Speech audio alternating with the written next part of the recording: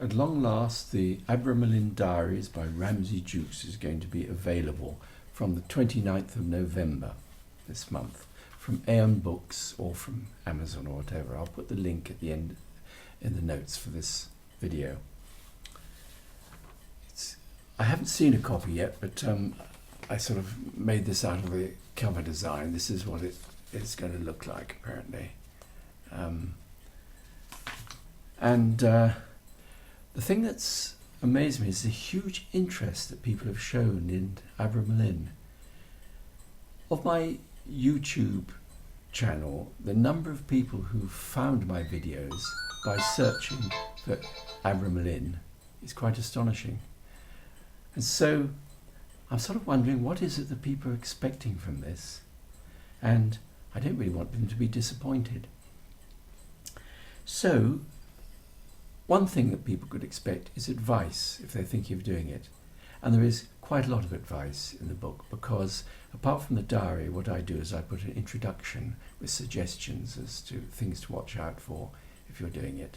And also there's a postscript which says what happened to me afterwards.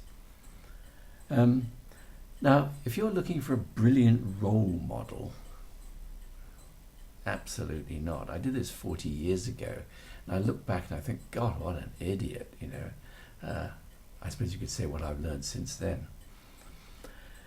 Even worse, if you're looking for a stunning example of magical attainment, absolutely not. On the other hand, if you're looking for proof that Abramelin is a total waste of time and effort, it doesn't even provide that, I'm afraid, because I end up by saying that for all the things that didn't happen, it was actually one of the most valuable times of my whole life. And it really changed me over the long term, and it is still changing me. I will say one bit of advice straight out, that 6 months, which is the time it takes for the sort of traditional MacGregor Mathers version, just wasn't long enough for me. I felt that towards the end, and yet the E. King that I was using as advisor said, go back to normal life as soon as possible. And so I was very comforted when I came across the more recent Gorg Den edition of it, which he thoroughly researched in other versions, other manuscripts of it, and says that it should actually be 18 months.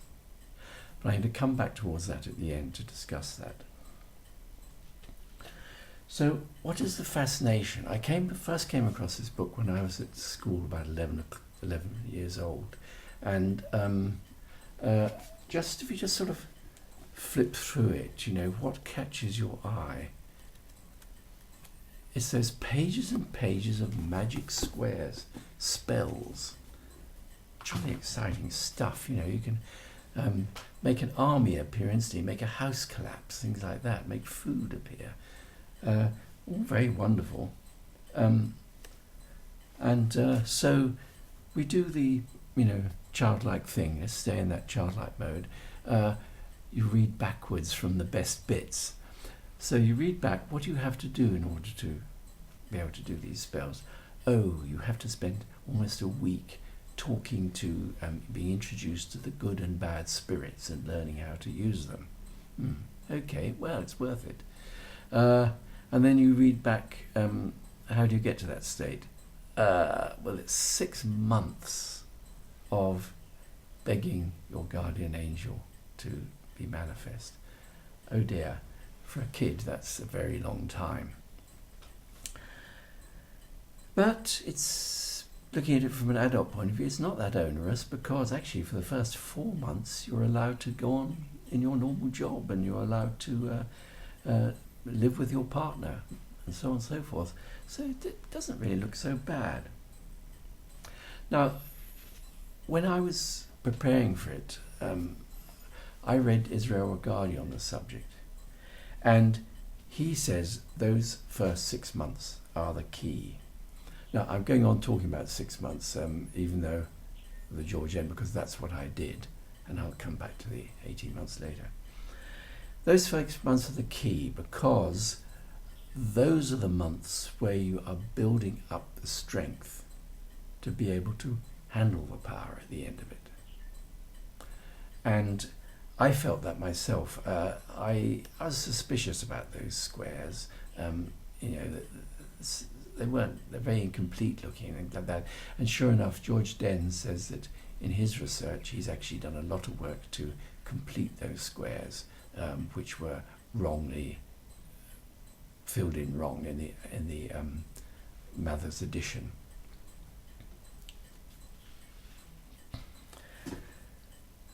And I did find myself, for all the failures I had, getting stronger in those 6 months. And in particular, in the 7 years that followed, which were really punishing years, I learnt an awful lot. So, the interesting thing of Abramelin, you see, is unlike a lot of old grimoires, you don't stand in a magic circle, and you don't constrain the spirits into a triangle of art. You're right there with them. So what is your protection? It is only the strength that you've built up over those 6 months. So it is very important. Now, why does it need so much strength, though, to be able to do magic? Well, we live in a society which has had centuries of religious and scientific education. And let's call it rationality for the time being, because these things do not allow magic. In religious terms, it's against God's law. You're not allowed to do it. And in scientific terms, or rationalist terms, I'd say, it's against the laws of physics. You can't just pluck a gold coin from the air or whatever. It's against the laws of physics. Now, strictly speaking, science is not a believer thing like that.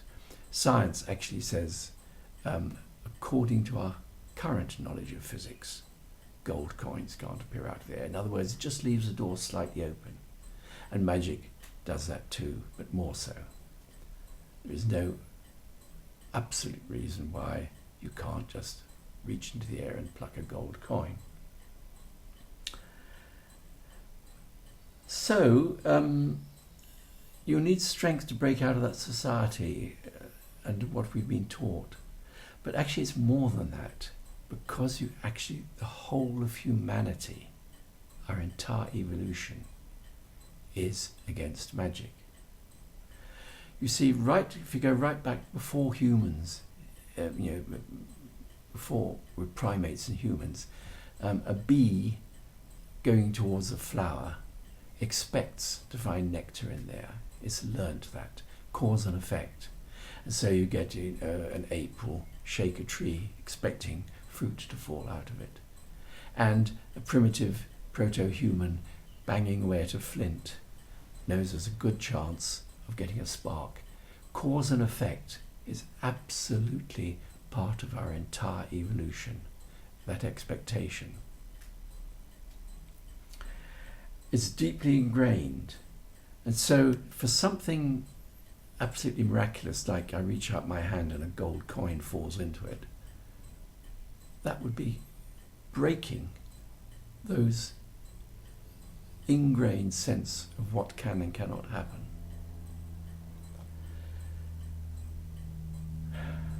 You see, if that could happen, suddenly you'd be in a very, very threatening world. Because if a gold coin can just appear there, it could appear inside my brain, make me go mad. It could appear inside my heart and I'd be dead.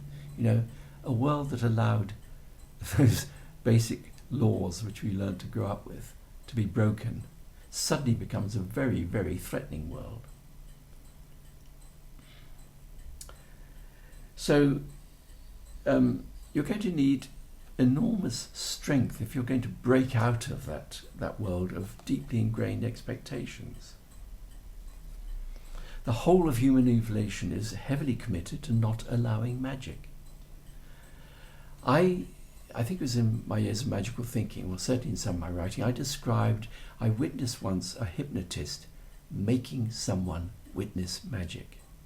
What they did is they gave them a post-hypnotic suggestion that someone who was in the room They'd snap their fingers and that person would become invisible. Snap their fingers again and the person would become visible again. And so the person he was talking to saw magic. He was talking to this guy, and then snap, the guy vanished. And did he go, my God, he's vanished? No, he just sort of looked away, and then the person said, where's John? Oh, he went out. Snap. You sure he went out? Oh no, he's back now.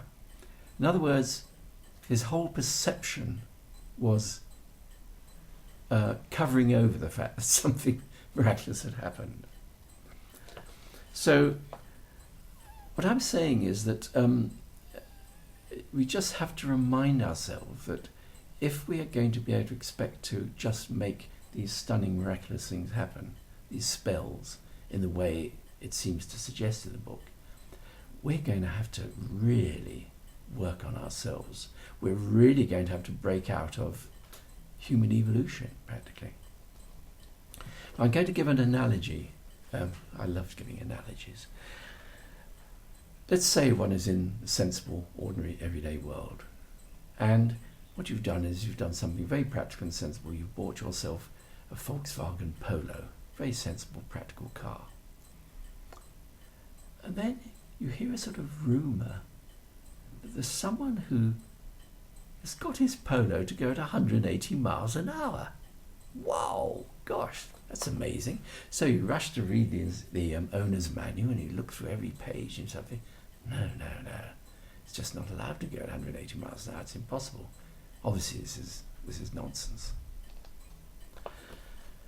So then you find a much more esoteric manual. Someone takes you to find the workshop manual, which is a very different sort of manual. It's usually a great big binder, with loose pages in it, and this tells you how you can take the car completely to pieces, how you could do things like increasing the compression. You might put in different carburetors or whatever, change the timing, all sorts of things to get the power up that it might be able to go to 180 miles an hour. Amazing. And unfortunately, you also learn that it'd be pointless to do that because the clutch couldn't take the extra power. You'd have to reinforce the clutch and strengthen it. You would have to actually reinforce the suspension if it's going to go at 180 miles an hour. You would need different tyres and wheels, otherwise they would just strip or whatever. But basically, what that manual tells you, you could rebuild and strengthen the car, and ultimately it could do the impossible thing of going at 180 miles an hour. Now really that's what the Abramelin book is. It's a grimoire, and it's the sort of workshop manual to life. How you can dismantle your life and your expectations, things like that, step by step, and rebuild it in a different way. Now, 6 months. I don't think I could rebuild a car in 6 months, let alone my entire life. So these grimoires, and the same actually is true of modern magical texts, Crowley, Regardie, my books, Chaos Magic books or whatever. They're doing the same thing, but in a way they have to work harder because unlike in Abramelin's times, it's even harder to believe in magic now. And so it's almost as though you have to go beyond the workshop manual and first of all learn the basic principles of engineering and material science to know what could be possible. But what all those books do is basically they provide alternative models of the universe we live in. Many, unfortunately, it's a Kabbalistic model, the Tree of Life, or it could be myths, Nordic myths, classical myths, or the Yi King, or whatever. And these alternative models are ones where magic is not forbidden. It might be very difficult, might be very rare, but it's not actually forbidden. And that is what you're doing. So, and I've said this before, that really the basic secret of magical power is not so much to make things happen, but to learn how to allow them to happen, to really break out of those preconceived ideas which are inherited from our ancient past. Now, so am I saying that the people, modern magicians, the people who call themselves magicians, they don't have any powers? Well, it isn't quite like that. You see, take something very obvious like money spells. Everyone needs money for things. What you often hear is this sort of story. You know, last week I went to the market and there was a bookstore and there was a Crowley first edition for 20 quid. Wow! I reached my purse. I had no money. I realised I'd come without a purse. I didn't have any money, and there wasn't any back home. Oh God, I was so upset. So I just had to leave it. But later in the day, I put my hand in my back pocket and I discovered 2 10-quid notes. Incredible. Just what I need. I rushed back and I bought it. People go, wow, yes, it's funny, that sort of thing happened to me too. Now, is that real magic? It isn't the same as just reaching in the air and pluck, there are those 2 10-pound notes. You see, other people would say, well, I guess, coincidence, but you're not the first person who's lost money in a back pocket and then found it later. Actually, as a kid, I did once get money out of nowhere. I climbed up into a big beech tree and I found a bag there, sodden and ancient, and in it was a wallet with a lot of money. But of course, I had to report it to the police, and they very quickly assured me it must have been a burglar who'd hidden the bag in the tree and then got caught and so couldn't go back to claim it. So, you see, it isn't just you have to get over your own resistance to magic happening. If you're going to share it with anyone else, that is almost infinite resistance. That would require enormous strength. It takes enough strength just to make a small magical thing happen, but to convince other people is quite different. So that does mean that if you want to have these extraordinary things happening, you have to do it in isolation. The easiest route to real magic is isolation. Secrecy allows weirder things to happen. In my own retirement, you see, as I'll explain, I did it the way of the householder. I was in the same house and there were other people around me and things like that. And some pretty strange coincidences and sort of interesting things happened. But there was only one thing which actually defied the laws of physics. And I'm afraid it was something which another person witnessed it, a neighbour witnessed it, but nothing that I could do again in a laboratory conditions. So really there was no proof of any magic whatsoever. To give an example of what I mean, the way things translate into ordinary life, I did at one point, I always had problem with lateness, delays. I had some very heavy Saturn aspects during the course of my operation. And one day, when I really was in a hurry to get into the oratory to do something, I was held up by a spirit of Saturn. Oh, wow, spirit of Saturn. Now, you see, if I'd been in the deep country on my own with no one else around for 6 months, that spirit of Saturn might well have been a weird, mysterious, dark force that came and pushed me down and held me down. I'd had to struggle against it before I could get to the oratory. But I was in a home county's suburb. So, how did the spirit of Saturn come? It was a man suddenly turned up unannounced to deliver coal.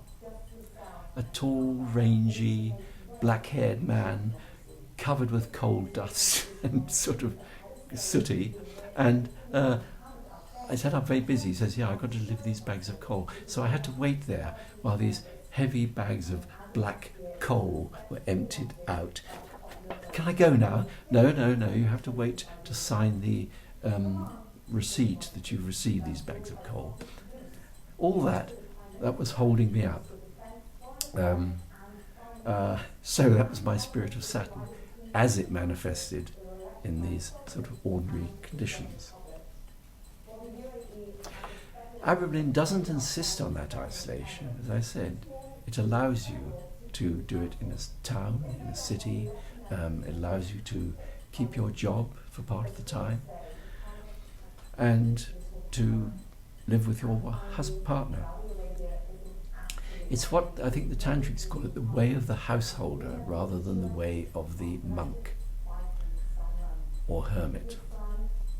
Now it sounds like a bit of a cop-out, that isn't the real thing, is it? But actually, to stay in the family and go to work and live in a fairly ordinary life and to try to maintain a spiritual discipline is incredibly hard. It is extremely strengthening. Absolutely not a cop-out. So back to this question of duration. 6 months, when it came to the end, and I said in the diary, I just don't feel finished. I needed longer.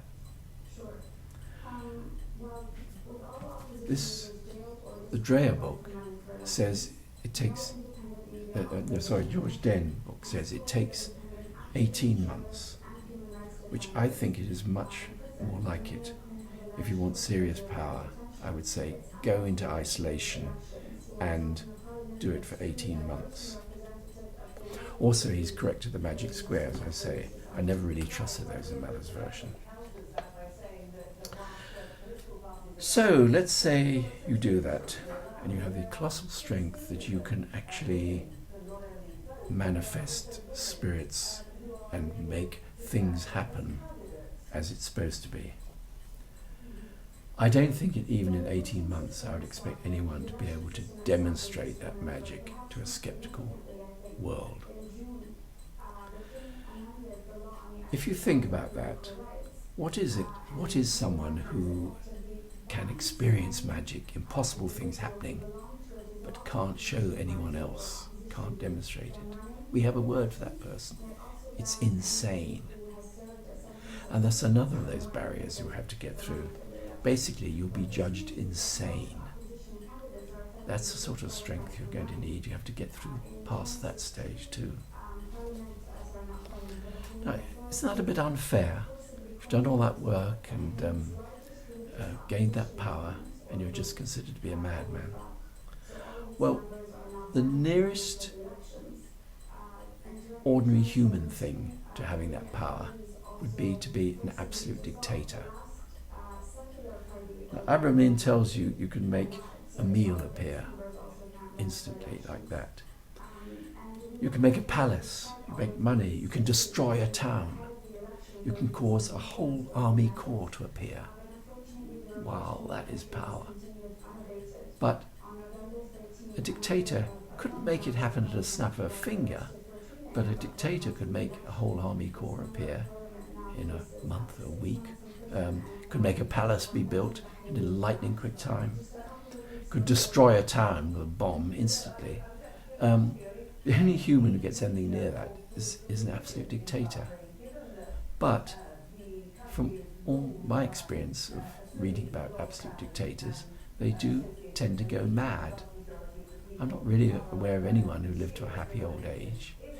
You see, there's something insane about having absolute power. And if you think about it, if you can just make everything you want happen without any struggle, you're then living in a world you've completely created yourself. You're actually sort of imprisoned in yourself. Not like the person who can enjoy surprises, but good or bad surprises. So you need strength to survive in a world which can spring surprises on you. But in a way it's a healthier living. I chose the way of the 6-month householder and the way of strength. Many other people might say, well, you just showed that the whole thing is a complete failure, and yet I found it hugely rewarding, as I try to explain in the book. 6 months, I would now say, is not the real deal. It should be the 18 months. But does that means 6 months are worthless? No, because the whole idea of a magical retirement, when you withdraw from the world, set yourself a task and try your utmost to do that task, I think is a very valuable exercise in itself, even if you dismiss the whole magic thing. Some magical retirements just last for a weekend. I think Louis Cullen's one was, if I remember rightly. And Crowley did a magical retirement under the name John St. John, and it was just 12 days long, and he published his diary for that. And I was interested reading the introduction to that John St. John diary, because the way he describes himself is, he says, don't think I'm a wonderful sage, and I'm going to sort of have angels around me, whatever. Not as a wonderful sage, but as as a man with all his imperfections, trying blindly, yet with all his force, to control the thoughts of his mind. That is what his diary is about, he says. And that really is very much what I would say how I should introduce my diary.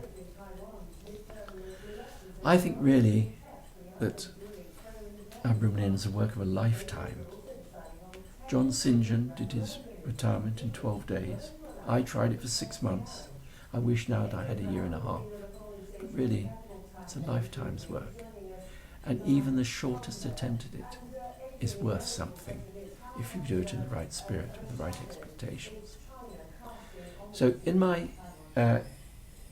YouTube introduction, I'm going to provide the links to my published diary in Aeon Books, to the George Den edition, and also to Crowley's John St. John retirement diary, because that's worth reading just for the comparison.